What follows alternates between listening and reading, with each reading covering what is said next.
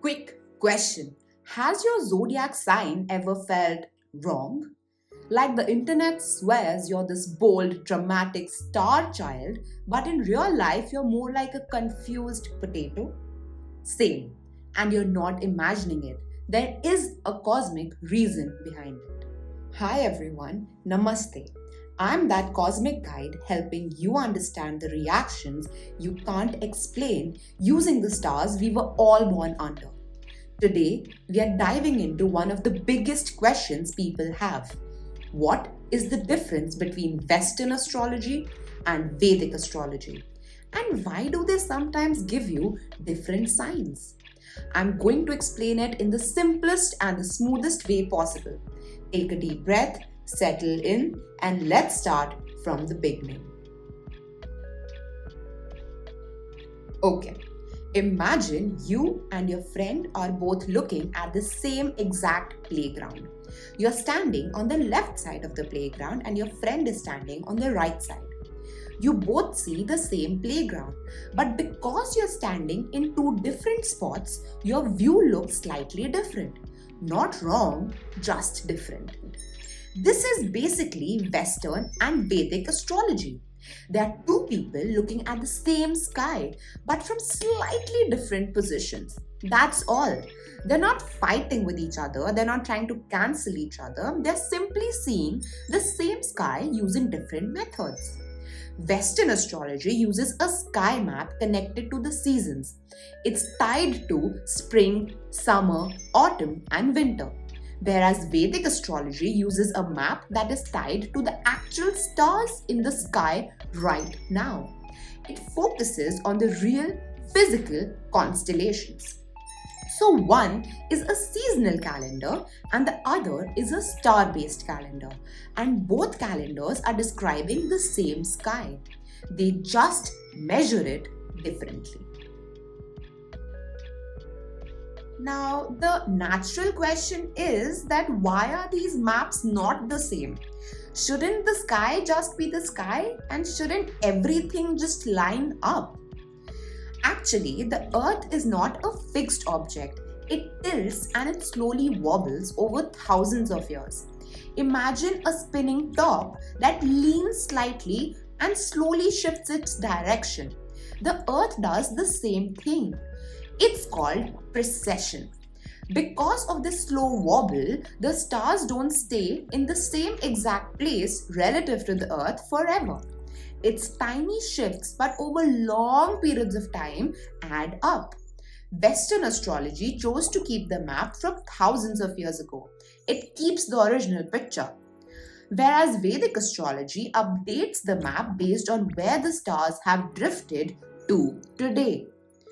So, these tiny differences create a larger difference between the two systems of Western astrology and Vedic astrology.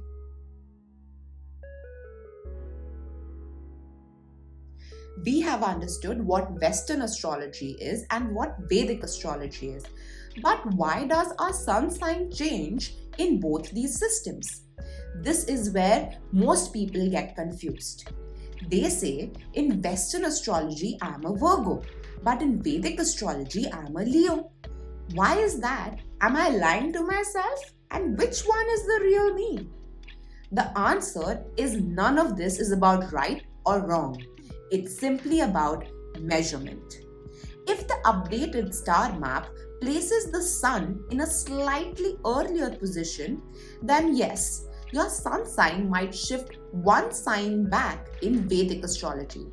The same thing can happen with your moon sign or your rising sign. What I mean by this is that if the sun sign shifts by one sign in Vedic, then a person who is a Virgo in Western astrology may be conceived as a Leo in Vedic astrology. But instead of thinking, oh no, this is weird, think of it like this. Western astrology is explaining the part of you that reacts emotionally and socially. It talks about your personality, your expression, how you feel, how you show up to places. And Vedic astrology explains the deeper layer beneath that. It describes your instincts, your patterns. It's like the emotional memory you're born with, or the direction your inner compass, your gut feeling naturally points to.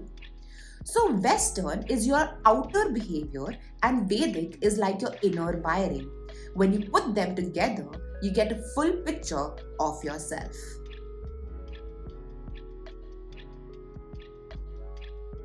So, which one is better, Vedic astrology or Western astrology? Honestly, asking which one is better is like asking which is better between your right eye and your left eye. You wouldn't want to walk through life using only one of your eyes, right? You would miss the whole view. Western astrology sees you through the lens of your psychology. It looks at you from the perspective of your personality. Vedic astrology sees you through the lens of your soul and your inherited patterns.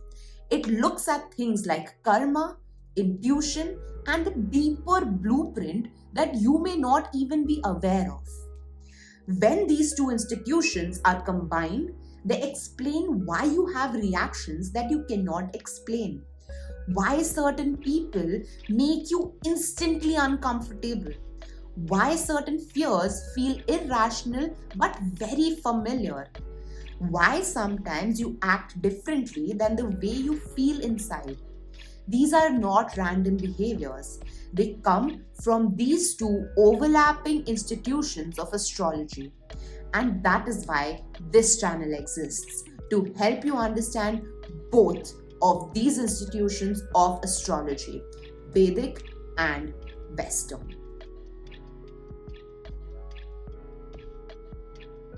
Let me give you a simple example. Imagine someone is a Western Aries but a Vedic Pisces. Western Aries is bold, loud, impulsive, fiery. Vedic Pisces is gentle, intuitive, emotional, and dreamy. So, what happens in real life?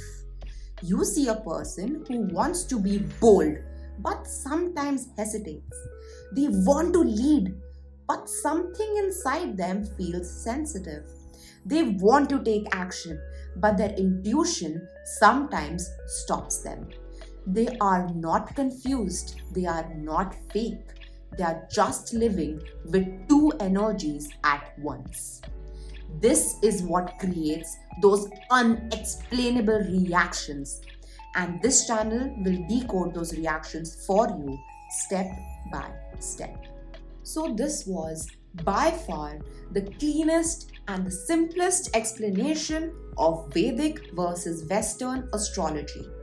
Two maps, one sky, two approaches, one you.